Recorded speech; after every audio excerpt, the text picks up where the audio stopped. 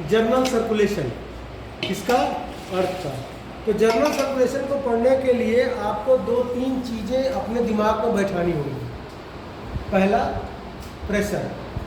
हमारी अर्थ 2 pressure belt में divided है। ये देखिए मैंने बना लिया 0 डिग्री, 90 डिग्री, 60 डिग्री, 30 डिग्री। ठीक है। अब 0 डिग्री पर क्या होगा? Low pressure. 30 डिग्री पर हाई प्रेशर, 60 डिग्री पर लो प्रेशर, 90 डिग्री पर हाई प्रेशर। ऐसे ही इधर भी है। ठीक है। यह प्रेशर जो है ये अर्थ पर 2 तरीके से गवर्न होता है, आइदर थर्मली इंड्यूस्ड प्रेशर और dynamically induced pressure. Thermally induced pressure मतलब कि सूर्य के रेडिएशन से जो टेम्परेचर जनरेट हो रहा है उससे ये प्रेशर बेल्ट्स का निर्माण होना, तो उसको कहेंगे thermally induced pressure belt. Thermally induced pressure belt प्रायः फिक्स होते हैं। ठीक है। दूसरा होता है dynamically induced pressure belt. Dynamically induced pressure belt होता है ये किसी फिनोमिना से इन्फ्लुएंस होकर होता है। जैसे प्रायः 60 डिग्री पर जो प्रेशर है वो डायनेमिकली इंड्यूस्ड है दोनों तरफ। 60 डिग्री इधर भी देखें, यहाँ का भी जो प्रेशर बेल्ट है वो डायनेमिकली इंड्यूस्ड है। डायनेमिकली इंड्यूस्ड मतलब कि 2 हाई प्रेशर के बीच में टेम्परेचर का सडन इंक्रीज कर जाता है, वो डायनेमिकली फिनोमिना होता है। ठीक है। तो इसको हम कहेंगे डायनेमिकली इंड्यूस्ड प्रेशर बेल्ट। अब ये तो पहला हो गया कि प्रेशर को समझ लिया। फिर हमने समझना है ITCZ को। ITCZ मतलब inter tropical conversion zone. Inter tropical conversion zone ITCZ यही 0 डिग्री के 5 डिग्री ऊपर और 5 डिग्री इधर होती है, इसी के बीच में पाई जाएगी। इधर पाई जाएगी, इधर पाई जाएगी। 0 से 5 इधर और 0 से 5 इधर, इसको कहते हैं डोलड्रम, बेल्ट ऑफ काम। यहाँ हवाएं ज्यादा मूवमेंट नहीं करती, स्थिर प्राय स्थिति होती है। ठीक है। अब अगर यहाँ पर जो हवा है ट्रॉपिकल जोन में बदलाव लाने की क्षमता रखता है, इसीलिए इसको हम कहते हैं ITCZ, inter tropical conversion zone. मतलब ये ट्रॉपिक ऑफ कैंसर और ट्रॉपिक ऑफ कैप्रिकॉर्न तक मूव करने की क्षमता रखता है, बोथ द हेमिस्फीयर। ये है आपका ट्रॉपिक ऑफ कैंसर, यहाँ पर आपका है Tropic of Capricorn. Tropic of Cancer को ट्रॉपिक ऑफ कैंसर ही क्यों कहते हैं? क्योंकि जब आप ट्रॉपिक ऑफ कैंसर पर खड़े होगे तो ऐसे ऊपर देखोगे तो वहाँ पर जो तारों का कॉन्स्टलेशन है वो कैंसेरियस है। ठीक है, कर्क किगड़े के शेप में। और जब यहाँ देखोगे तो उसको वो कैप्रिकॉर्न के शेप में है, तो इसीलिए इसका नाम पड़ गया ट्रॉपिक ऑफ कैंसर इधर पे और ट्रॉपिक ऑफ कैप्रिकॉर्न इधर पे। ये 60 डिग्री वाला जोन होता है टेम्परेट जोन, इधर भी होगा टेम्परेट जोन। टेम्परेचर से यहाँ पर वेरिएशन देखने को मिलता है क्योंकि दोनों जगह पर हाई टेम्परेचर हो जाता है, तो हाई टेम्परेचर होगा तो प्रेशर लो हो जाएगा, इट इज बॉयल्स लॉ। ठीक है। अब जब ये ITCZ इस तरफ जाएगी नॉर्थ हेमिस्फीयर की तरफ, तो ITCZ को हम कहेंगे NTCZ। और जब ये ITCZ साउथ की तरफ मूव करेगी 30 डिग्री की तरफ, तो इसको कहेंगे हम STCZ। ITCZ सन से डायरेक्टली इन्फ्लुएंस होकर गवर्न होती है, अर्थ के रोटेशन से बाउंड होती है, और जब ये नॉर्थ हेमिस्फीयर की तरफ बढ़ती है तो इसको कहते हैं NTCZ, और जब ये साउथ हेमिस्फीयर की तरफ बढ़ती है तो इसको कहते हैं STCZ। इसका एग्जाम्पल प्रोफेसर SS ओझा ने बहुत बढ़िया समझाया है। जैसे कैसे पता करें कि आपकी तरफ ITCZ आ रही है, ITCZ नॉर्थ की तरफ बढ़ रही है, तो जब आप ठंडी शुरू होती है तो क्या होता है, पहले आप पैर ढकते हो, फिर चद्दर धीरे धीरे धीरे धीरे ऊपर आता है, फिर ऐसे ओढ़ लेता है। तो चद्दर को मान लो ITCZ, और इसको हम पुलवर्ड कर रहे हैं और ये हमको कवर कर लिया, मतलब कि पूरा आप ठंडी में हो गए।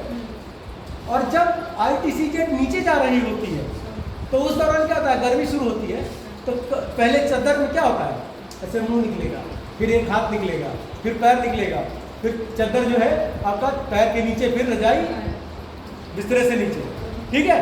तो ये एग्जाम्पल ऐसे सोचा सर का है। ज्योग्राफी उनसे बढ़िया पूरे भारत में कोई नहीं पढ़ा सकता।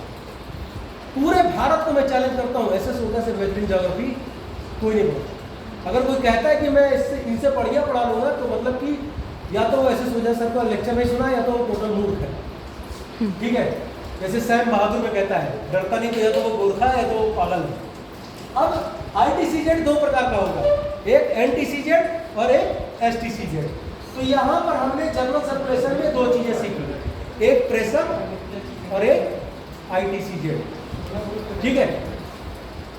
जब ये इक्वेटर से इधर बढ़ेगा तो NTCZ हो जाएगा, इधर जाएगा तो STCZ, माने north tropical conversion zone, south tropical conversion zone, ठीक, काम खत्म। दूसरा चीज हम देखेंगे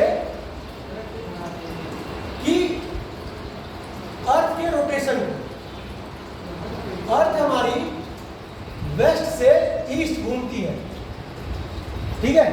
अर्थ हमारी वेस्ट से ईस्ट घूमती है, और यहां पर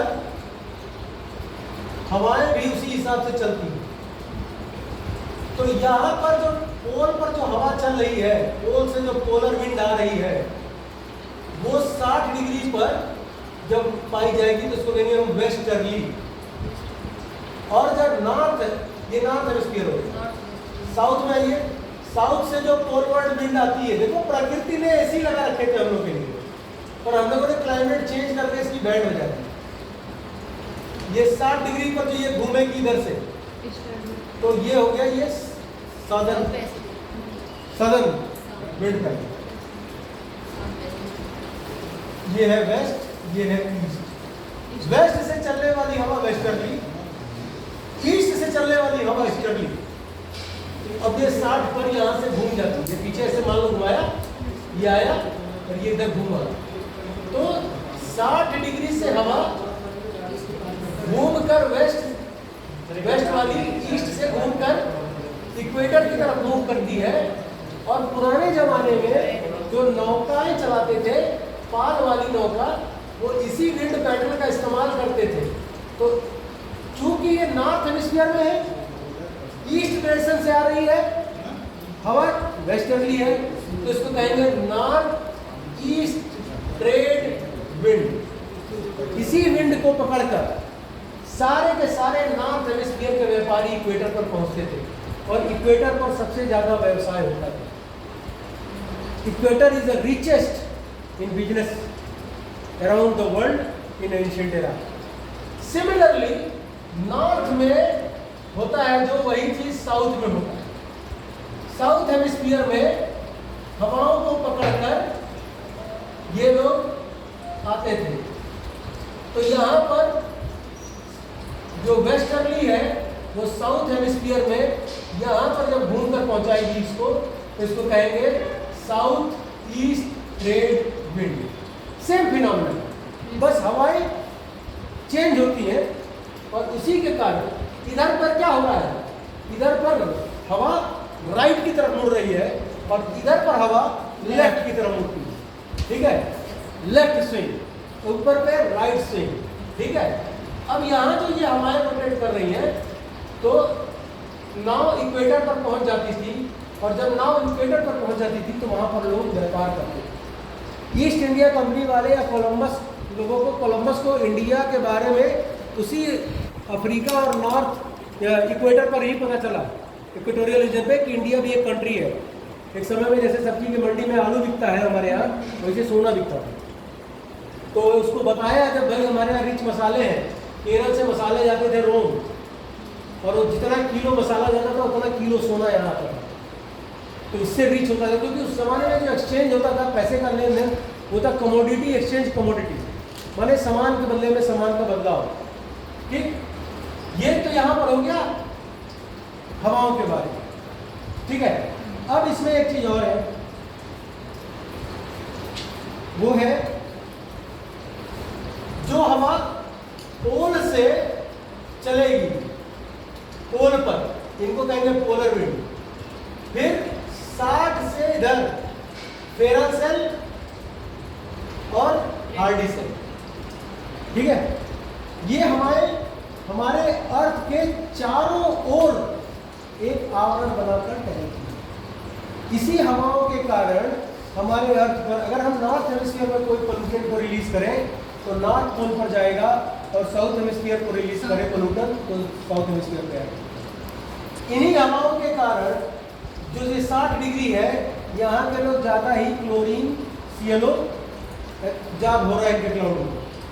सबसे ज़्यादा ओजोन डिप्लीशन 60 से 65 हेमिस्फीयर नॉर्थ साउथ के बीच में हो रहा है। 60